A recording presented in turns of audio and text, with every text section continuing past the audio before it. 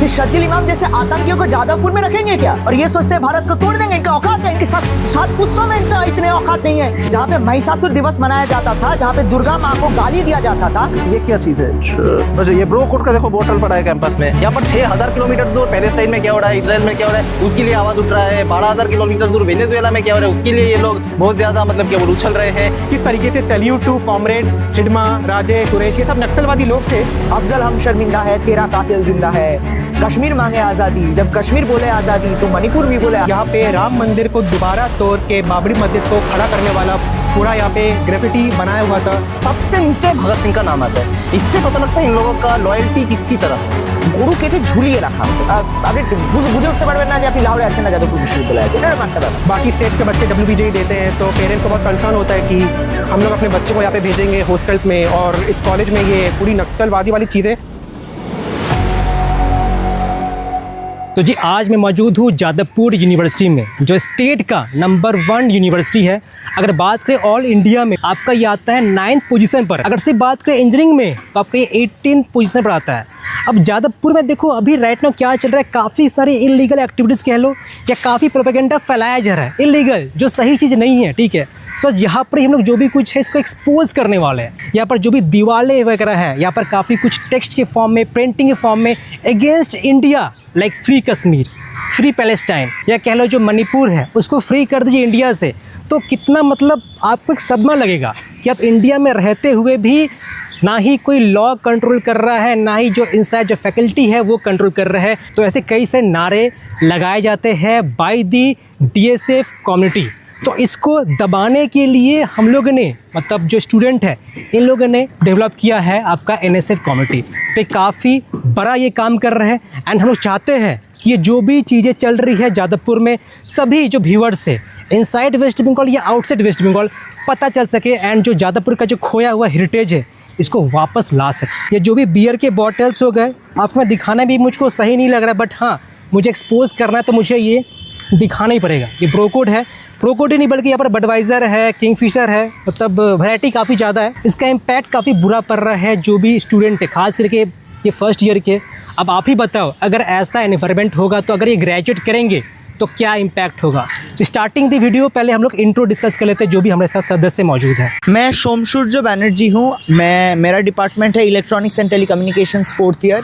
मैं NSF यानी कि नेशनल स्टूडेंट फ्रंट का one of the founding members हूँ। मेरा नाम शोभिक शाह है, मैं मेटलर्जिकल एंड मटेरियल इंजीनियरिंग का अभी करंटली 4th ईयर का स्टूडेंट हूँ। मैं भी one of the founding member हूँ NSF का।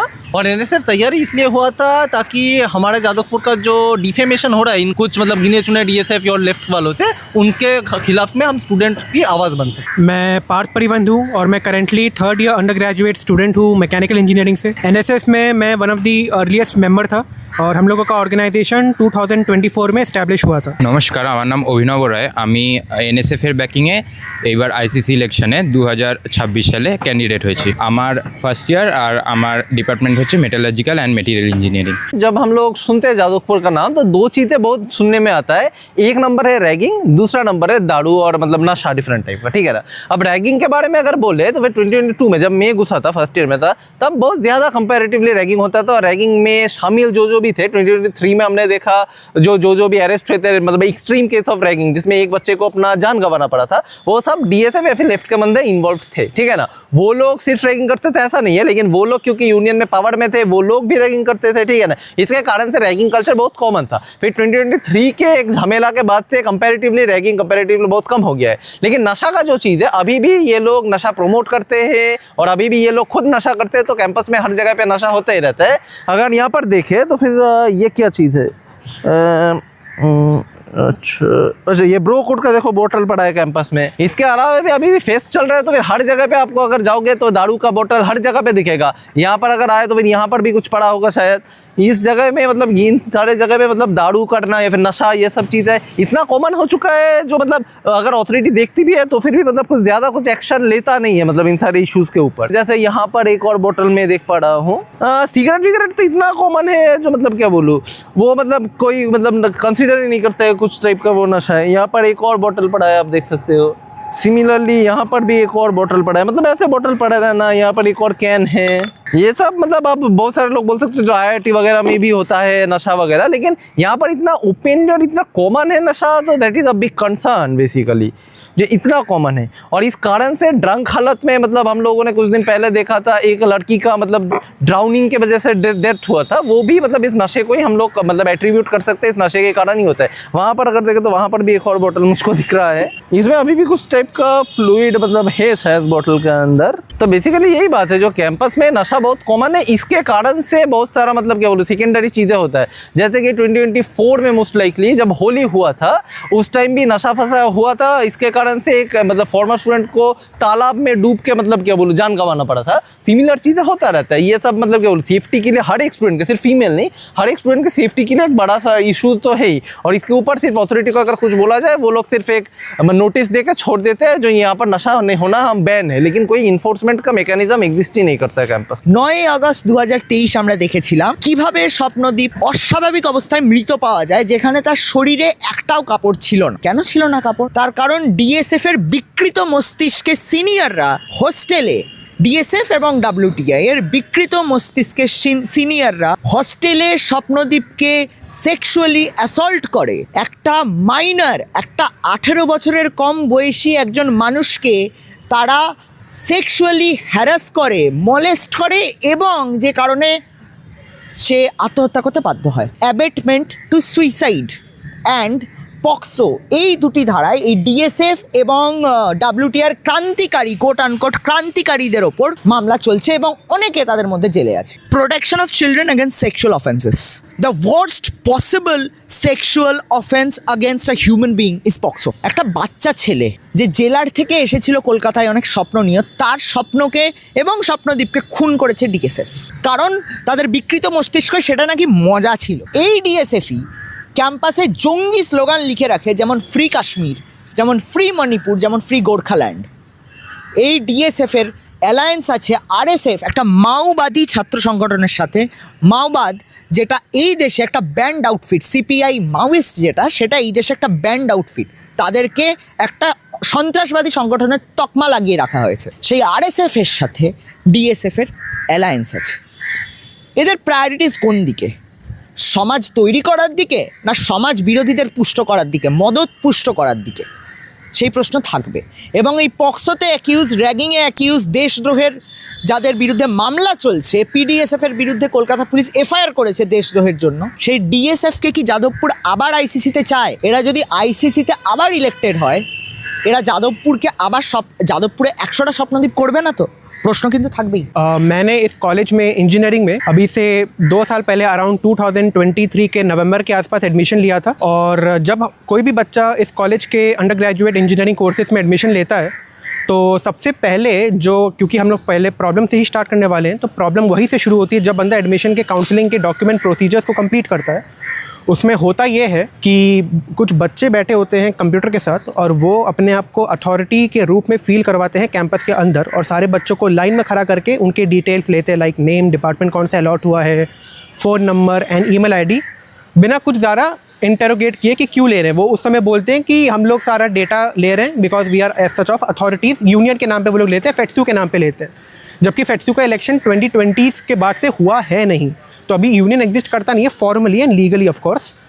तो उसके बाद वो एक व्हाट्सएप ग्रुप बनाते हैं उन सारे बच्चों का मोबाइल नंबर लेके, जिसके बाद वो ग्रुप में, क्योंकि जब बच्चा एडमिशन लेता है तो वो ये सोचता है कि यूनियन का ग्रुप है, टेक्निकल बातें होंगी, काउंसलिंग वाली बात होंगी, जो कि होती भी है थोड़ी बहुत, बट उनका जो मेजर एजेंडा होता है वो ये होता है कि जो भी लोग उस ग्रुप को फॉर्म करते हैं वो मोस्टली फार लेफ्ट वाले ग्रुप से एसोसिएटेड है, ऑर्गेनाइजेशन से एसोसिएटेड है। मेजरली इंजीनियरिंग में जो DSF है वो लोग करते क्या हैं, ग्रुप जो बना लेते हैं, अपने ही लोगों को एडमिन रखते हैं और अपना सारा जो फार लेफ्ट जो एक्सट्रीमिस्ट एजेंडा है अपने कम्युनिटी सेक्शन में डालते हैं, अपने एडमिन लोगों से ग्रुप्स में डलवाते हैं। और अगर कोई इंसान उसे काउंटर आर्गूमेंट करने की कोशिश करता है, जैसे कि मैंने भी अपने टाइम पे ये किया भी था, तो वो लोग या तो मैसेज को डिलीट कर देते हैं या तो ग्रुप से निकाल ही देते हैं, जैसे कि मेरे को कुछ ग्रुप से निकाला भी जा चुका है इस कारण से। तो वहाँ से as a fresher in itself problems का जो सेंटिमेंट है वो फील होना शुरू हुआ था। तो उसके बाद मैं और भी सीनियर्स से मिला, अपने खुद के लोगों से मिला, फिर मेरे को DSF के बारे में और भी चीज़ें पता चली कि उन्होंने पास्ट में आज़ाद कश्मीर जैसे नारे भी लगाए हैं कैंपस में। अब क्योंकि मेरा पर्सनली थोड़ा सा डिफेंस बैकग्राउंड है, तो मुझे ये बहुत ही ख़राब लगा था। जैसे कि टेक्नोलॉजी भवन में अब तो वो मिटा दिया गया है, वहाँ पे उन लोगों ने लगाया था, जहाँ पे अब पूरा वाइट वॉश कर दिया गया है, जैसा कि आप देख सकते हो, जो कि पूरा वाइट वॉश हो चुका है। वहाँ पे इन लोगों ने फ्री कश्मीर जो लेफ़्ट ऑर्गेनाइजेशन है उन लोगों ने लिखा था, और उसको वाइट वॉश भी कराने में हम लोगों ने बहुत अपनी तरफ से प्रेशर डाला भी था, जो कि बहुत ही राइटफुल कॉज था, क्योंकि इस देश के अंदर कोई भी इंसान एज अ सिटीजन जो रहता है उसको बेसिक इंटीग्रिटी और यूनिटी की रिस्पेक्ट तो करनी ही चाहिए। तो जो ऑर्गेनाइजेशन कैंपस का मिसयूज़ करके इनोसेंट बच्चों के दिमाग में देश के इंटीग्रिटी के खिलाफ सेंटिमेंट फिल कर देता है और यूनियन के नाम पे मिसलीड करके अपने ग्रुप्स बनाता है और किसी दूसरे को अपनी बात उठाने नहीं देता, इससे ख़राब बात और क्या हो सकती है। तो इसी कारण से इन सबको अपोज करते करते बहुत ही लाइक माइंडेड लोग मिले, और हम लोगों ने ऐसे ही 2024 में हम लोगों का खुद का एक independent student based group and organization इस कॉलेज के अंदर बना है, जो कि आज NSF है। इसको आई थिंक 1 या 1.5 साल ही हुए हैं अभी तक। तो हम लोग इन्हीं सब एलिमेंट्स में डील करते थे कि किस तरीके से जो ये देश विरोधी नारे हैं इन सबको ख़त्म किया जाए। कैंपस में जो ये रैगिंग के इंसिडेंट्स हुए हैं, जैसे कि जो DSF के लोग हैं, कितने सारे लोग अभी जेल के अंदर है रैगिंग के इंसिडेंट में। कितने ऐसे लोग हैं जिन पे अभी तक जुडिशियल ट्रायल्स चल रहे हैं, क्योंकि उन पे पोक्सो के मैटर्स लगे हैं, जो कि सेक्सुअल हैरेसमेंट से रिलेटेड केसेस पे लगता है। और मॉब वायलेंस के भी बहुत सारे केसेस में उनके बहुत सारे लोगों के ऊपर FIR रजिस्टर हुई है, और उनमें से कुछ लोग बेल में बाहर है, जिन्होंने इसी तरीके की similarly political motivated mob violence इस कैंपस का इस्तेमाल करके किया है एज अ स्टूडेंट। जबकि ये कोई काम होना नहीं चाहिए किसी बच्चे का। इंजीनियरिंग करने आए तो ऑफकोर्स उनको टेक्निकलिटीज़ में ज़्यादा अपने आप को फोकस करना चाहिए, बट वो ये सारी चीज़ें करते हैं उस ग्रुप के साथ। तो इसलिए 2025 में जब WBJ हुआ था, तो हम लोगों ने सोचा कि हम लोग सारी टेक्निकल एस्पेक्ट्स के ऊपर ही डील करेंगे, काउंसलिंग प्रोवाइड करेंगे सारे बच्चों को। तो हम लोगों ने अपना खुद का जादवपुर यूनिवर्सिटी का काउंसलिंग ग्रुप बनाया, और उसमें बहुत सारे बच्चे थे। उसमें आई थिंक 150 to 200 बच्चे थे, और सारी टेक्निकल बातें ही होती थी। हम लोगों ने तो मेंशन भी नहीं किया था NSF क्या है, DSF क्या है, क्योंकि ज़रूरी थी थोड़ी है। वो लोग अभी कैंपस के अंदर आए, उनका काम काउंसलिंग करके एडमिशन लेके पढ़ाई करना है, या तो कैंपस एक्सप्लोर करना है। बट फिर DSF के लोग आए थे, उस ग्रुप में हाईजैक किए। एक बंदा था हम लोगों का जो हॉस्टल में रहता था, उसको डरा धमका के उस ग्रुप में अपने लोगों को घुसाया। इन सब के सबूत भी है वैसे हमारे पास। और जो जूनियर्स थे, जो समय 25 में एडमिशन लिए थे, उन लोगों ने बोला कि वो या तो BJP IT सेल के मेंबर हैं, वो इस ग्रुप में सारी पॉलिटिकल और एक्सट्रीमिस्ट बातें कर रहे हैं। जबकि हम लोगों ने कोई रिलीजन की बात नहीं करी, कोई कास्ट की बात नहीं करी, कोई पॉलिटिक्स की बात नहीं करी। सारी टेक्निकल बातें हम लोग उस ग्रुप में करते थे, मगर उन लोगों ने जूनियर्स तक को नहीं छोड़ा। और वो लोग उस कॉलेज में एडमिशन, हमारे कॉलेज में एडमिशन लिए भी नहीं थे, और उससे पहले ही इन लोगों ने इस तरीके की जहर कैंपस के उन बच्चों के अंदर भरना शुरू कर दी थी जो आए भी नहीं थे। ये लोग इस तरीके से हाईजैक करते हैं ग्रुप को। हम लोगों के ही NSF के ही इन प्रेशर में आके यहाँ पे एक समय, जब इसको अभी वाइट वॉश कर दिया गया है, वाइट वॉश करने से पहले यहाँ पे राम मंदिर को दोबारा तोड़ के बाबरी मस्जिद को खड़ा करने वाला पूरा यहाँ पे ग्रेफिटी बनाया हुआ था सुप्रीम कोर्ट के ऑर्डर के बाद, जो कि राम मंदिर के हित में लीगली आया था, जो कि सुप्रीम कोर्ट ने ही वहाँ पे वापस से राम मंदिर को इस्टेब्लिश करने की बात अयोध्या में उनके राम जन्मभूमि में की थी।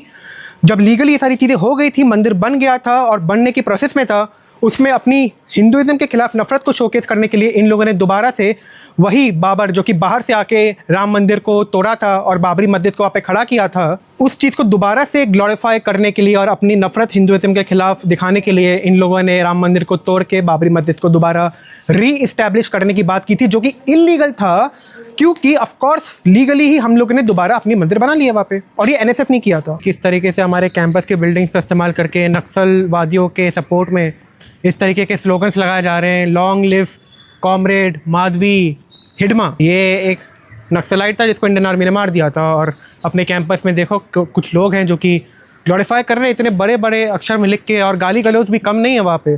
देख सकते हो, placement scene is getting fucked. ये हमको भी पता है प्लेसमेंट खराब चल रहा है, बट इतना खुल्लम खुल्ला गाली थोड़ी कोई लिखता है। तो यही है, यहाँ पे नक्सलिज्म को सपोर्ट, वहाँ पे खुल्लम खुल्ला गाली गलौज, तो यही सब है जिसके खिलाफ है हम। ये है शर्जील इमाम, JNU का वो दरिंदा जिसने ये थ्रेट दिया था कि नॉर्थ ईस्ट को भारत से अलग कर देंगे। ये दरिंदा, इनको लेके ग्राफिटी है जादवपुर यूनिवर्सिटी, जो एक 5 स्टार यूनिवर्सिटी है, जो एक एलिट टियर 1 इंजीनियरिंग की कॉलेज है, जो एक एलिट टियर 1 यूनिवर्सिटी है। वह किसका ग्राफिटी है? ये शर्जील इमाम। चक्का जाम जैसे स्लोगन्स को भी इन लोगों ने ओपनली लिखा हुआ है। हमारे कॉलेज में बच्चों को बहला फुसला के ब्रेन वॉश करके इस तरीके के इंसान को ये लोग इंस्पिरेशनल सोर्स बनाना। क्या कर रहा है स्टेट के अथॉरिटीज, क्या कर रहा है जादवपुर यूनिवर्सिटी का अथॉरिटीज? इनके ये नजर में नहीं आते कि यहाँ पे टेररिस्ट को डायरेक्टली ग्लोरीफाई किया जा रहा है। ये शर्जिल इमाम जैसे आतंकियों को जादवपुर में रखेंगे क्या? ये क्या सोचते हैं, ये नक्सली, ये जिहादी, ये क्या सोचते हैं, भारत को तोड़ देंगे क्या? अरे भाई, भारत एक भूमि का टुकड़ा नहीं है, भारत एक जीता जागता राष्ट्र पुरुष है। स्वर्गीय अटल बिहारी वाजपेयी जी ने कहा था कि ये वंदन की धरती है, अभिनंदन की धरती है, ये अर्पण की भूमि है, ये तर्पण की भूमि है। इसकी नदी नदी हमारे लिए गंगा है, इसका कंकर कंकर हमारे लिए शंकर है। हम जिएंगे तो इस भारत के लिए और मरेंगे तो इस भारत के लिए, और मरने के बाद भी गंगा जल में बहती हुई हमारे उस अस्थियों को कोई कान लगा के सुनेगा तो एक ही आवाज़ आएगी, भारत माता की जय। और ये सोचते हैं भारत को तोड़ देंगे, इनका औकात है, इनके सात पुश्तों में इनका इतने औकात नहीं है कि भारत को तोड़ दे। और एक और चीज़ मैं ये बताना चाहता हूँ कि ये बंगालियों के खिलाफ भी अपने फेसबुक में बोलता था। दुर्गा पूजा के खिलाफ इसने फेसबुक पे पूरा पोस्ट लिखा था ये बोलते हुए कि क्यों दुर्गा पूजा नहीं बनाना चाहिए बंगालियों को, जो कि उस टाइम पे इसके सपोर्टर्स थे जब इसका फेसबुक पेज एक्टिव था। वो पूरा का पूरा जो ये लिखता था बंगालियों के खिलाफ, उनके दुर्गा पूजा को सेलिब्रेट करने के खिलाफ, उन सब का भी सारा सबूत है, सारे स्क्रीनशॉट्स है। अभी इस बंदे को जेल में डाला हुआ है। सुप्रीम कोर्ट ने इस बंदे को देश के लिए एक डेंजरस एलिमेंट कंसिडर करके मल्टीपल टाइम्स इसके बेल को रिजेक्ट किया है। और अगर ये कभी कभी बेल से बाहर आया भी, एक आध दो बार आया भी है, वो भी अपने कोई पर्सनल फैमिली रिलेटेड चीज़ को बस करने के लिए आया था, और ये वापस से उसके बाद इसको जेल भेज दिया गया। ये जेएनयू में वो दरिंदा है जिस जेएनयू में महिषासुर दिवस मनाया जाता था। ये बंगालियों की बात करते हैं, बंगाली अस्मिता की बात करते हैं। ये वो जेएनयू है जहाँ पे महिषासुर दिवस मनाया जाता था, जहाँ पे दुर्गा माँ को गाली दिया जाता था। और यहाँ बंगाल के छात्र, बंगाल के जिहादी जो है इस कैंपस में, वो इसका ग्राफिटी बनाया हुआ है। ये कैंपस में जो जिहादी है, जो नक्सलिया है, इनके काम है इनको पकड़ पकड़ के इनके नस्लों को हमें खत्म करना है। What is NSF? एनएसएफটা কি আসলে? যাদবপুর বিশ্ববিদ্যালয়ে ন্যাশনাল স্টুডেন্ট ফ্রন্ট বা জাতীয়তাবাদী ছাত্র সংগঠন, এই জিনিসটা কি? এই প্রশ্নটা আসে আমার কাছে মাঝে মধ্যে। Let me answer that. NSF হচ্ছে ন্যাশনাল স্টুডেন্ট ফ্রন্ট, একটা স্বাধীন জাতীয়তাবাদী ছাত্র সংগঠন, অর্থাৎ একটা জাতীয়তাবাদী ছাত্র সংগঠন যারা ন্যাশনালিজমের উপর বিশ্বাস করে এবং যাদের সেই অর্থে কোনো মাদার অর্গানাইজেশন বা পলিটিক্যাল ব্যাকিং নেই, দ্যাট ইজ এনএসএফ। এনএসএফের দরকারটা কি ক্যাম্পাসে আমরা দেখেছি 2016 থেকে যখন আফজল গুরুকে ফাঁসি দেওয়া হয় তখন থেকেই একটা স্লোগান ছিল, আফজল হাম শর্মিন্দা হ্যায় তেরা কাতিল জিন্দা হ্যায়, কাশ্মীর মাঙে আজাদি, জব কাশ্মীর বলে আজাদি তো মণিপুর ভি বলে আজাদি। এরম ধরনের স্লোগান যাদবপুর বিশ্ববিদ্যালয়ে 2016। 2017-18 থেকে যাদবপুর বিশ্ববিদ্যালয়ে বিফ স্টলস দেওয়া শুরু হয়ে যায়, অর্থাৎ যাদবপুরের সংস্কৃতি যেটা নাকি কালচারাল ফেস্ট, সেখানে একটা বিশ্ববিদ্যালয় যেটা পড়াশোনা করার জায়গা এবং যেখানে মোস্ট অফ দ্য ছাত্রছাত্রী আর হিন্দু, সেখানে বিফ, গো মাংসের দোকান দেওয়া হতো। এবং শুধু তাই নয়, শুধু দোকান দেওয়া হতো তাই নয়, গরু কেটে ঝুলিয়ে রাখা হতো। আপনি বুঝে উঠতে পারবেন না যে আপনি লাহোরে আছেন না যাদবপুর বিশ্ববিদ্যালয়ে আছেন, এরকম একটা ব্যাপার। 2024 সালের অগাস্ট মাসে এনএসএফ তৈরি হয়। কেন তৈরি হলো এনএসএফ? আলাদা করে কেন তৈরি হলো? স্বাধীন জাতীয়তাবাদী কেন বলছি? এবিভিপি কেন নয়? এবিভিপিও তো ছিল যাদবপুরে। তার কারণ হচ্ছে আমরা স্বাধীনভাবে কাজ করতে চাই, আমরা কোনো রকম সেন্ট্রাল কমান্ড ছাড়া কাজ করতে চাই। এবং আমার মনে হয় যাদবপুরের যা সমস্যা, সেটা সেন্ট্রাল কমান্ড যাদবপুরের ছাত্রদের হাতেই থাকা উচিত। কোনো বাইরের স্টেট কমিটি বা কোনো বাইরের সেন্ট্রাল কমিটি এই সমস্যা বুঝতে পারবে না। তাই জন্য আমরা এনএসএফ স্বাধীনভাবে শুরু করি। এবং 22শে জানুয়ারি 2024 যখন শ্রীরামের প্রাণ প্রতিষ্ঠা হচ্ছিল অযোধ্যায়, সেটাকে আমরা যখন স্ক্রিনিং করাতে যাই, আমাদের তো সেটার পারমিশন অথরিটি দেয়নি, যদিও অথরিটি ইফতারের পারমিশন দেয়, কিন্তু তখন আমরা জেনারেল স্টুডেন্টসের ব্যানারে করি। কিন্তু তারপরে আমরা যে সংগঠন বা যে ব্যক্তিদের ভেবেছিলাম যে তারা আমাদের সমর্থন করবে, তারা সেই অর্থে আমাদের সমর্থন করেনি। তাই জন্য আমরা একটা স্বাধীন জাতীয়তাবাদী ছাত্র সংগঠন খুলতে বাধ্য হই। অগাস্ট 15, 2024 এনএসএফের প্রতিষ্ঠা দিবস। এবং এরপর 11ই জানুয়ারি 2025 আমরা রাম জন্মভূমি প্রাণ প্রতিষ্ঠার 1 বছর পূর্তি পালন করি। এবং 9ই মার্চ অর্থাৎ 1 মার্চ 2025 যখন ব্রাত্য বসুর ওপর হামলা হয়, এরপরে 9ই মার্চ আমি ব্যক্তিগতভাবে, আমি সোমসূর্য ব্যানার্জি, আমার ডিপার্টমেন্ট হচ্ছে ইলেকট্রনিক্স অ্যান্ড টেলিকমিউনিকেশনস, আমার 4th ইয়ার। 9ই মার্চ আমি এবং আমার টিম মিলে মিডিয়ার সামনে যাদবপুর বিশ্ববিদ্যালয়ের একটা স্ক্যান্ডেল সামনে নিয়ে আসি। কি সেই স্ক্যান্ডেল? সেই স্ক্যান্ডেল হচ্ছে ফ্রি কাশ্মীর। যাদবপুরের দেওয়ালে দেওয়ালে এই গ্রাফিটি ছিল, যেই গ্রাফিটি এঁকেছিল ডিএসএফ বলে একটি সেপারেটিস্ট ছাত্র সংগঠন, যার অ্যালায়েন্স আছে আরএসএফ বলে একটি মাওবাদী ছাত্র সংগঠনের সাথে। ডিএসএফ এবং আরএসএফ মেম্বাররা নকশালবাদী, যারা নকশাল সন্ত্রাসবাদী, এরা আতঙ্কবাদী, দে টেররিস্ট, তারা ডিএসএফ আরএসএফের এই অ্যালায়েন্স যাদবপুরে জায়গায় জায়গায় ফ্রি কাশ্মীর লিখেছিল, যেখানে অ্যালিজেড সংগঠনগুলির নাম ছিল পিডিএসএফ, ডিএসএফের একটি লবি, ডিএসএফ আর্টস অর্থাৎ ডিএসএফের যেটি হিউম্যানিটিজে যেটা ডিএসএফের উইং, এবং আরএসএফ অনেক দেওয়াল লিখে রাখে যেখানে লং লিভ বাসাব রাজু, একজন সন্ত্রাসবাদী যাকে ইন্ডিয়ান আর্মি গুলি করে মেরে ফেলেছে। সে 76 জনকে, দান্তেওয়াড়া এনকাউন্টারে 76 জনকে যে 76 জন জওয়ানকে মেরেছিল সেই বাসাব রাজু, তাকে তার শ্রদ্ধায় তার সম্মানে দেওয়াল লিখানো হয় যাদবপুরে। এই জন্য এনএসএফ একা কাজ করছে, কারণ অনেক দিন ধরেই এখানে এবিভিপির একটা ইউনিট আছে, আমরা সেই অর্থে কোনো কাজ দেখিনি, তাই জন্য আমরা স্বাধীনভাবে কাজ করা শুরু করি। We work alone and we work better. আর এটা ছাড়াও ব্যাপার হচ্ছিল যে রিসেন্ট টাইম আমরা যেটা দেখি আর কি, যে যাদবপুরের মধ্যে খুব মানে গুটি কয়েক ছাত্র, বলতে গেলে পরে নিয়ার অ্যাবাউট এখানে 10,000 to 12,000 স্টুডেন্ট পড়ে, তার মধ্যে থেকে মেবি 100 জন আছে এরকম যারা হচ্ছিল কি সেপারেটিস্ট মেন্টালিটি বলতে পারো, বা টেরোরিস্ট সাপোর্টিং মেন্টালিটি, বা নকশাল মাওয়িস্ট সাপোর্টিং মেন্টালিটি রাখে।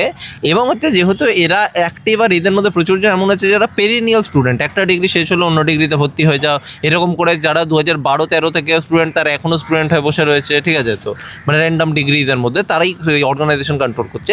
এদের কোনোদিনও proper political opposition within campus exist করতো না। মেবি লেফটের 4-5টা সংগঠন আছে, কিন্তু প্রত্যেকটা সংগঠনেই অ্যাট ফান্ডামেন্টাল লেভেল আইডিওলজিক্যাল কোনো ডিফারেন্স নেই, নাইদার কিছুটা ডিফারেন্টলি করতে যায়। অলমোস্ট দে আর 19-20 ডিফারেন্স জাস্ট, ঠিক আছে? তো 19-20 কা ফার্ক যেটাকে হিন্দিতে বলে আর কি, সেরকম টাইপের রয়েছে।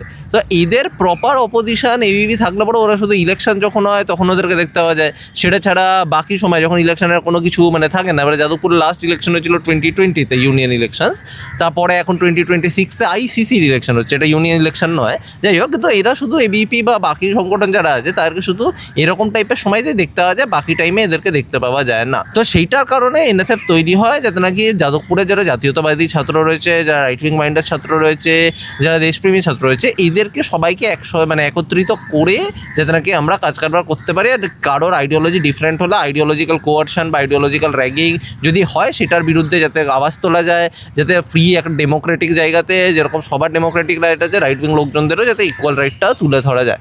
আর হচ্ছে বাকি ওভারঅল স্টুডেন্ট কমিউনিটি যেটা রয়েছে তাদের ফোকাসটা বা তাদের যে প্রবলেমস আছে সেগুলোকে ফোকাসে নেওয়া যায়, রাদার দ্যান হচ্ছে লোকে পুলিশ অ্যাটেনশন ড্র করা বা নেগেটিভ পাবলিসিটি আনা বাই ড্রয়িং হচ্ছে লোকে এরকম টাইপের মাওয়িস্ট সাপোর্টিং গ্রাফিটি, তারপরে হচ্ছে লোকে আজাদ কাশ্মীর লেখা জায়গায় জায়গাতে, মণিপুরকে नॉर्थ ईस्ट के भांगते बोला इत्यादि আর কি। तो सही कारण है एनएसएफ तैयारी है। तो अगर हम लोग कैंपस में घूमे, हम लोगों को जगह जगह इस टाइप का मतलब क्या बोलूँ पोस्टर या फिर इस टाइप का स्लोगन दिखेगा, from river to the sea Palestine will be free.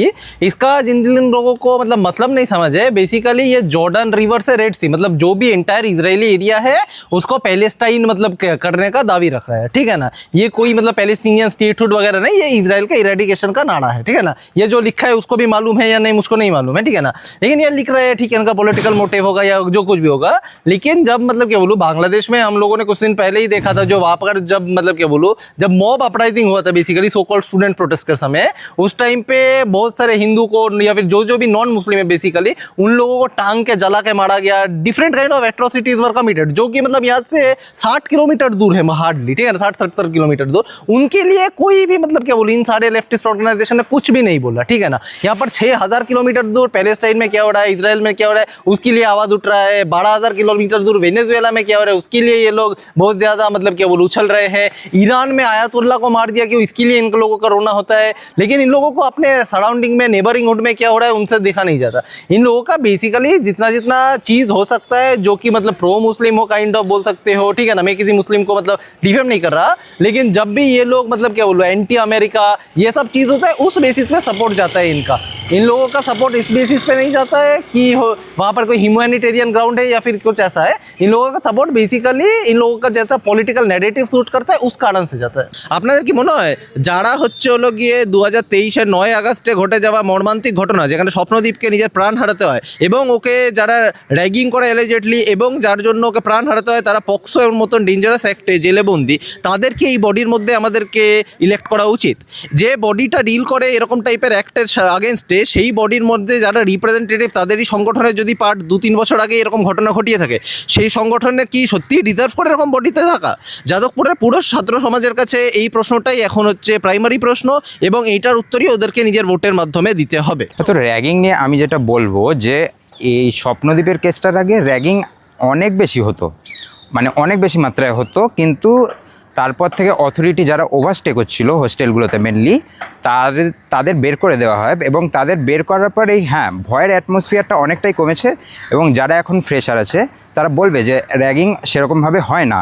এবং র্যাগিং কমানোর পেছনে আমি বলবো সবচাইতে বড় ব্যাপার হচ্ছে সিসিটিভি ক্যামেরা। যে সিসিটিভির ক্যামেরা এই ডিএসএফ বা যে কোনো বামপন্থী সংগঠন এরা বিরোধিতা করে এটার। আমরা তাই জন্য সিসিটিভিকে সমর্থন করি, কারণ সিসিটিভি সার্ভিলেন্সই হচ্ছে গিয়ে একমাত্র একটা ফুল প্রুফ জিনিস আমি বলবো, যে এটা র্যাগিংয়েরও প্রমাণ দেয়। আবার আমি বলবো মোলেস্টেশন বা সেক্সুয়াল হ্যারাসমেন্টের মতো ক্ষেত্রেও সবচাইতে পোক্তা প্রমাণ একটা সিসিটিভি ফুটেজ। তা ওইটাই। আর তাছাড়া যেটা আমি বললাম যে এই যারা ওভারস্টে করছিল তাদের বের করে দেওয়ার পরে সেফটি খানিকটা বাড়লেও এখনও কিন্তু আইডিওলজিক্যাল কোয়েশন হয়। আমারই একজন সিনিয়র দাদা আছে, তাকেই রাইট উইং হওয়ার জন্য এটা ফেস করতে হয়েছিল। তাছাড়া হোস্টেলের খাবার দাবার আরও ইমপ্রুভ করার প্রয়োজন আছে, এটা এখনও ঠিক হয়নি। মানে একটা 5 তারা বিশ্ববিদ্যালয় এটাকে বলা হয়, কিন্তু এটার হোস্টেলের খাবার দাবারের কোয়ালিটি এত খারাপ কী করে হতে পারে। नक्सलवादी सिंपथाइजिंग एलिमेंट्स जो कि फार लेफ्ट है, उन लोगों ने ये जो लाल कलर से, और देख सकते हो आप किस तरीके से salute to comrade Hidma, Rajesh, Suresh, ये सब नक्सलवादी लोग थे जिनको इंडियन आर्मी ने मारा था, जो कि रीजनल सेपरेटिज्म हमारे देश के इंटीग्रिटी के और यूनिटी के खिलाफ फैलाते थे। इसके खिलाफ जैसा कि आप एनएसएफ को देख सकते हो, हम लोगों ने ब्लैक से सारे इन सबको काटा था और फिर एनएसएफ का लिखा था, ये बोल के कि हम लोग देश की यूनिटी की रिस्पेक्ट करते हैं। और ऑफकोर्स इस तरीके के नक्सलवादी सिंपथाइजिंग एलिमेंट्स को हम लोग अपने देश के अंदर टॉलरेट नहीं कर सकते, ऐसे बच्चे जो कि फैलाते हैं इन सबको। मगर फिर से आप देख सकते हो कि किस तरीके से आरएसएफ, जो कि वही ऑर्गेनाइजेशन है, उन लोगों ने एनएसएफ का इस स्लोगन को काटा और अपने इसी सारी चीज़ को फिर से कंटिन्यू किया। और ये जो डीएसएफ है, आरएसएफ है, ये सारे वही लोग हैं जो कि इस तरीके का नक्सलिज़म को या तो डिफेंड करते हैं, सपोर्ट करते हैं और अपने साथ अफिलिएट करते हैं। जैसे कि यहाँ पे देख सकते हो, स्मैश हिंदुत्व एक ऐसा देश जहाँ से हिंदुज़म एज ए रिलीजन शुरू हुआ और जहाँ पे हिंदूज मेजॉरिटी में रहते हैं, उधर ही आप हिंदुत्व को स्मैश करने की बात कर रहे हो, जबकि ये हमारा ही देश है जिसमें 2 पार्टीशन हम लोगों ने अपने खुद के देश के ज़मीन के खिलाफ फेस किया है, इंक्लूडिंग बंगाल। हम बंगाल ने भी अपनी ज़मीन इसके कारण खोई, और किसमें कितने बंगाली हिंदूज़ का जेनोसाइड हुआ 1946 और 71 में। उसके बावजूद भी अभी तक आप हेट इनका देख सकते हो। और स्मैश हिंदुत्व लिखने वाले लोग लॉन्ग लिव नक्सलबारी लिख रहे हैं, लॉन्ग लिव नक्सलबारी, जो कि वही नक्सल्स है जो कि हमारे देश को तोड़ने का काम करते हैं। तो इसी तरीके के स्लोगन्स हैं यहाँ पे जो कि इन लोगों ने किया था। और ये जनरल पॉलिटिकल नहीं, ऑर्गेनाइजेशनल कैंपिंग जो है वो होती है। और अभी आईसीसी इलेक्शंस आ रहे हैं, तो एसएफआई और यही डीएसएफ एंड ऑल सारे अपना कैंपेनिंग कर रहे हैं आईसीसी इलेक्शंस को लेके। एनएसएफ का वहाँ पे आप देख सकते हैं ओबिनाबा है, जो कि फर्स्ट ईयर का बंदा जो खड़ा हो रहा है हमारे साइड से। उसके अलावा डीएसएफ के भी लोग हैं, एसएफआई के भी लोग हैं, सबने अपने अपने कैंपेनिंग यहाँ पे की है। तो इस तरीके से, और ये टेक्नोलॉजी भवन है, ये यहाँ पे इंजीनियरिंग सेक्शन के रोल नंबर्स डिस्ट्रीब्यूट होते हैं, फ़ीस यहाँ पे डिपॉजिट होती है कभी कभी। तो इसके बाहर ये सारे स्लोगन्स है, और यहाँ पे आपको इंजीनियरिंग का तो कुछ दिखेगा ही नहीं, तो लगेगा भी नहीं कि ये टेक्नोलॉजी भवन भी है एक तरीके से। यहाँ पे आपको या तो देश को तोड़ने वाले स्लोगन्स नक्सलबारियों से मिलेंगे, या तो फिर ये आपको ऑर्गेनाइजेशनल कैंपेनिंग के स्लोगन्स आपको मिलेंगे जो कि आईसीसी इलेक्शंस के लिए किए जा रहे हैं, जिसमें कोई प्रॉब्लम तो नहीं है, ये तो कर ही सकते हैं। बट प्रेफरेबली टेक्नोलॉजी भवन के सामने ये सब ना हो तो बेटर है। बट क्योंकि अब हर कोई कर रहा है तो सब लोग करते ही हैं, तो एनएसएफ ने भी फिर इस कारण से करा, और हम लोगों ने भी अपने कैंडिडेट का नाम यहाँ पे लिखा है, और डीएसएफ एसएफआई ने भी अपने कैंडिडेट्स का नाम यहाँ पे যাদবপুরে যে আইসিসি নির্বাচন আসছে, আইসিসি মানে ইন্টারনাল কমপ্লেন্ট কমিটি যেটা দেখে সেটা হচ্ছে mostly sexual harassment related problems, যে কমপ্লেন্টসগুলো আসে এইসব জিনিসপত্র আইসিসি দেখে। এবং এটা যাদবপুরের ইতিহাসে প্রথম আইসিসি নির্বাচন। এর আগে যেটা ছাত্র সংসদ নির্বাচন বা ইউনিয়ন ইলেকশন হতো, সেই ইউনিয়নই ঠিক করে দিত যে আইসিসি মেম্বার কে হবে, জিবি করে একটা জেনারেল বডি মিটিং করে। এবছর প্রথম আইসিসি ইলেকশন হচ্ছে, এবং আইসিসি ইলেকশনের যিনি রিটার্নিং অফিসার তিনি হচ্ছেন dean of students, DOS sir. এবং ডিওএস এর অফিস থেকেই সব meetings, ICC related meetings, ICC election related সব ডকুমেন্টস, ইনফরমেশন সব কিছু ডিওএস এর অফিস থেকেই পাওয়া যায়। আমরা চাইবো যে 8ই এপ্রিল 2026 যেন ভালো রকম ভোট টার্ন আউট হয়, এবং ভোটটা যেন অ্যাকাউন্টেবল এবং একটা ক্লিন সংগঠন, স্কুইকি ক্লিন এনএসএফের জন্য আমরা চাইবো যেন ভোট হয়। কারণ ডিএসএফ আমরা দেখেছি র্যাগিং করেছে, মোলেস্ট করেছে, মার্ডার সুইসাইড কি করেনি ডিএসএফ, তাই ডিএসএফ কে হাটাও আর যাদবপুরকে বাঁচাও। नाम यहाँ पर मार्क्स है, फिर इंगल्स है, फिर लेनिन है, स्टालिन है, माओ है, होचिमिन है। ये तीन जो है ये लोग मतलब क्या बोलूँ मास मर्डरर की कैटेगरी में आते हैं। माओ ने करीबन 6 करोड़ लोगों को मारा था, स्टालिन ने 3-4 करोड़ को मारा था, होचिमिन ने भी ऐसे बहुतों को मारा है, ठीक है ना। फिर फिडेल कैस्ट्रो है जो कि क्यूबा का डिक्टेटर है, ठीक है ना। चेगोवारा है जो सिमिलर था। इन सब का नाम लिखा जो कि ज़्यादातर मास मर्डरर की कैटेगरी में आते हैं। इन लोगों में सबसे नीचे अगर आप लोग देखें तो सबसे नीचे भगत सिंह का नाम आता है। इससे पता लगता है इन लोगों का लॉयल्टी किसकी तरफ है, ठीक है ना। और इन लोगों का लॉयल्टी भारत में नहीं है, कहीं और है। যেখানে একদিকে অযোধ্যায় শ্রী রামলালার প্রাণ প্রতিষ্ঠার একটা উদযাপন চলছিল, শ্রী রামলালার প্রাণ প্রতিষ্ঠা হচ্ছিল, সেখানে যাদবপুরের হিন্দু ছাত্রছাত্রীরা জেনারেল স্টুডেন্টস অফ যাদবপুরের ব্যানারের আন্ডারে যখন রাম জন্মভূমি স্ক্রিনিং করাতে যায়, অথরিটি তাদের পারমিশন দেয়নি।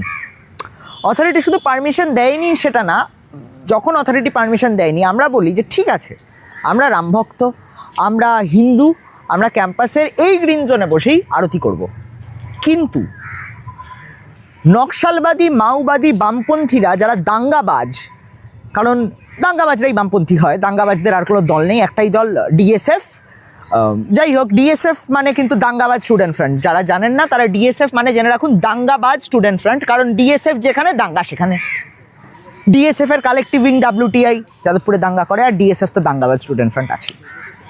তো এই দাঙ্গাবাজ ডিএসএফ কি করে, 22শে জানুয়ারি 2024-এ আমার ভাইদেরকে মেরে হসপিটালাইজ করে দেয়। এই যে তারা মারে, এটা তাদের প্রথমবার নয়, এটা তাদের প্রথম পাপ নয়, তাদের পাপের ঘোড়া কিন্তু 22শে জানুয়ারি পূর্ণ হয়ে যায়। কারণ যখন তারা মারে আমার ভাই সৌভিক সাহাকে, যখন তারা মারে তারপরে কিন্তু ইতিহাসে প্রথমবার এই বামপন্থীদের তাদের অকাত দেখানো হয়। 22শে জানুয়ারি মারার পর আমরা মামলা করি, সৌভিক মামলা করে, সৌভিক সাহা, এবং সেই মামলায় মোটামুটি কোর্টের প্রথম হিয়ারিং টিয়ারিং আস্তে আস্তে নভেম্বর হয়, এবং নভেম্বরে যখন প্রথম কোর্টে নিজের ডিসিশন জানায় তখন 18 জনকে কিন্তু জেলে দিয়ে দেওয়া হয়, এবং তারা এখন বেল নিয়ে বাইরে আছে। এটা এনএসএফ এর ক্ষমতা।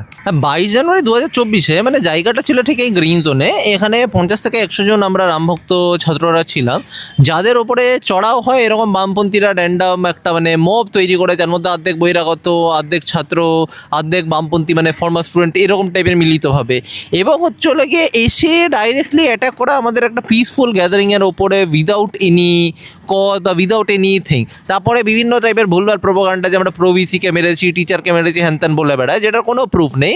বরঞ্চ রিসেন্টলি SFI WTI মারপিটে 2 জন টিচার ইনজার্ড হয়, তারপরে 3 জন স্টুডেন্টকে ডিবার করা হয় আর কি, যারা বামপন্থী সংগঠন থেকেই বিলং করে। তো যাই হোক, এইটা হয় হচ্ছে লোকে এইখানটাতে ঠিক হচ্ছে গ্রিন জোনের মধ্যে, যেখানে আমরা এখন বসে আছি এই জায়গাটাতেই হয় জিনিসটা। তারপরে যেটা হয় আর কি, আমরা সবাই মিলিতভাবে ডিসাইড করি মোস্ট ডেমোক্রেটিক আর লিগাল ওয়ে টু এক্সপ্লোর হচ্ছে মানে থ্রু লিগাল চ্যানেলস। কিন্তু এখানে পুলিশ মামলা নেয় না অ্যাজ ইউজুয়াল, ঠিক আছে। তারপরে যেটা করতে হয় আমাদের কোর্ট থ্রু মুভ করতে হয়, তারপরে গিয়ে 18 জনকের ওপরে মানে প্রপারলি কোর্ট অ্যাকশানে এবং জেল যায়, এবং কিছুজন তার মধ্যে থেকে তখন বেল নেয়, কিছুজন পরে বেল নিয়ে আপাতত বাইরে আছে, কিন্তু তাদের ওপরে এখন অবধি মামলা চলছে। এবং এইটা ছাড়াও যেটা ব্যাপার হচ্ছে গিয়ে এরকম টাইপের বিচ্ছিন্নতাবাদী আর্মড রেবেলিয়নের কল দেওয়া, দেশ বিরোধী কাজ কারবার যাদবপুরে এইটা প্রথমবার হচ্ছে এমন নয়, এটা আগেও হয়েছে। এবং হচ্ছে এইটার মানে এইটার পরেও কোনো রকম অথরিটি, ইউনিভার্সিটি অথরিটি হোক বা হচ্ছে গিয়ে পুলিশ অথরিটি হোক বা স্টেট অথরিটি হোক, অ্যাকশান নেয় না বা এই ইনঅ্যাকশানের কারণ কি আমাদের জানা নেই। রিসেন্টলি মাওয়িস্ট স্টুডেন্ট ফ্রন্ট যেটা আছে মানে RSF, তারা একটা রুম ভাড়া করে বেসিক্যালি ক্যাম্পাসের মধ্যে একটা হল ভাড়া করে সেখানটা স্লেন্ড মাওয়িস্টের সাপোর্টে শহীদ বেদি থেকে শুরু করে ক্যাম্পাসকে রিনেম করা থেকে শুরু করে আর কি না কি করে অথরিটি বলে আমরা জানি না, কিন্তু কোনো অ্যাকশন নেওয়া হয় না। তো এটাতেই বোঝা যায় ইউনিভার্সিটি অথরিটি হোক বা স্টেট গভর্নমেন্ট হোক বা এখানে লোকাল পুলিশ প্রশাসন হোক, দে আর কম্প্রোমাইজড। এরা তখনই কাজ করে যখন কোনো মানে কোর্ট থ্রু বা কিছু থ্রু এদের উপরে প্রেশার দেওয়া যায়। তো সেটাই হচ্ছে কি প্রেজেंट रियलिटी अनफॉर्चुनेटली जादव कि ये सारी चीज़ें हमारे कैंपस के अंदर हुई हैं, तो अथॉरिटीज़ जो हैं, एडमिनिस्ट्रेशन जो है, वो इन सब चीज़ों के ऊपर अप्रोप्रिएट एक्शन क्यों नहीं लेता, और अगर लेता भी है तो उसका एक इफ़िशिएंट रिजल्ट क्यों नहीं हम लोगों को अपने कैंपस में दिखाई देता है, और क्यों नहीं ये सारी चीज़ें परमानेंटली रुकती है और सिस्टमेटिकली एंड कंटिन्यूसली बार बार ये सारी चीज़ें होती रहती है।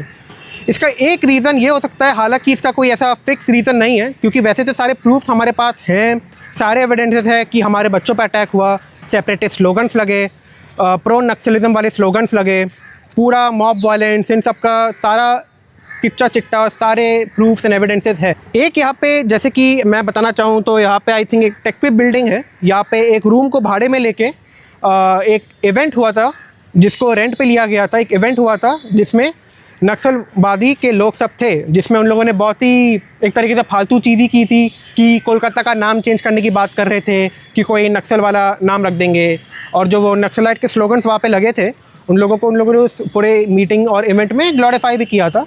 तो ये पूरा बहुत बड़ा मतलब मेजर न्यूज़ ब्रेकिंग हो गया था। टाइम्स ऑफ इंडिया ने इस चीज़ को कवर कर लिया और बहुत ही हमारे कॉलेज का नाम ख़राब हुआ था, क्योंकि ऑफ कोर्स ये कॉलेज मोस्टली अराउंड इंजीनियरिंग के लिए फेमस है ऑल इंडिया। बाकी स्टेट्स के बच्चे WBJ ही देते हैं, तो पेरेंट्स को बहुत कंसर्न होता है कि हम लोग अपने बच्चे को यहाँ पे भेजेंगे हॉस्टल्स में, और इस कॉलेज में ये पूरी नक्सलवादी वाली चीज़ें ऑफिशियल बिल्डिंग के अंदर हो रही है। तो इंक्वायरी बैठी थी, इस चीज़ के ऊपर इंक्वायरी हुई थी, बट उसमें जो अथॉरिटीज़ हैं उन लोगों ने ये बोला था कि उनको ये पता ही नहीं था कि ये सारी चीज़ें जो हैं वो हो रही थी। पता होती तो हम एक्शन लेते, बट ऐसा हो ही नहीं सकता। उन लोगों ने रेंट लिया और पूरी इवेंट हुई, तो किसी ना किसी को तो ये चीज़ पता ही होगा। और वही सेम चीज़ें जो बाकी और भी इवेंट्स हुए हैं उसमें भी यही मोस्टली एक्सक्यूज़ हो जाता है कि हम लोग अवेयर नहीं थे, प्रॉपर इन्फॉर्मेशन हमारे पास नहीं थी, हम लोग डिसिप्लिनरी एक्शंस लेंगे। बहुत सारी चीज़ें यहाँ पे होती रहती है। जैसे कि मैं आपको अपना पर्सनल बताऊँ तो मैंने तो यहाँ पे एक RTI किया था प्लेसमेंट्स का डेटा लेने के लिए। बहुत ही सिंपल RTI था, वैसे तो अथॉरिटीज़ ने जवाब भी दे दिया था, अथॉरिटी से तो कोई प्रॉब्लम भी नहीं आई, बट यहाँ पे तो RTI भी लीक हो जाता है, जो कि होना ही नहीं चाहिए। वो बहुत ही कॉन्फिडेंशियल डॉक्यूमेंट होता है, वो यहाँ पे कुछ बच्चे लीक कर देते हैं और ग्रुप में फिर दूसरे बच्चों को जो मेरे ही बैचमेट्स थे उनको मिसलीड करके ये डालते हैं कि मैंने RTI नहीं प्लेसमेंट सेल के खिलाफ कंप्लेन की थी, जबकि मैंने RTI ही किया था। सारा मैंने प्रूफ दिया और मेरी उस ग्रुप में बहुत ही ह्यूमिलिएशन हुई थी इस तरीके की फेक इन्फॉर्मेशन को स्प्रेड करके, आधा इन्फॉर्मेशन को लीक करके मेरे खिलाफ। और पूरा मैंने फिर ऊपर से वही मैंने भी अपनी तरफ से कंप्लेंट डाला उस चीज़ में। अभी तक फ़िलहाल कोई ऐसा मेजर एक्शन हुआ नहीं है, हालांकि डिसिप्लिनरी प्रोसीडिंग जो है वो चल रही हैं। तो इन सबसे ये पता चलता है कि लीनियंट बहुत ही चीज़ें होती है, डॉक्यूमेंटेशंस होते हैं, इंक्वायरी बैठती है, बट कोई मेजर इफ़िशिएंट आउटकम जो है वो निकल नहीं पाता है। तो पता नहीं इसका रीज़न क्या है, because of some unknown reason एक कंप्लिसिट एक तरीके से सिंक्रोनाइजेशन यहाँ पे बैठ जाता है कि क्या कहीं ना कहीं अथॉरिटीज़ को भी ये सब ठीक लगता है कैंपस के अंदर होने में, क्या उनको भी ये सब सपोर्टिव एलिमेंट्स लगते हैं।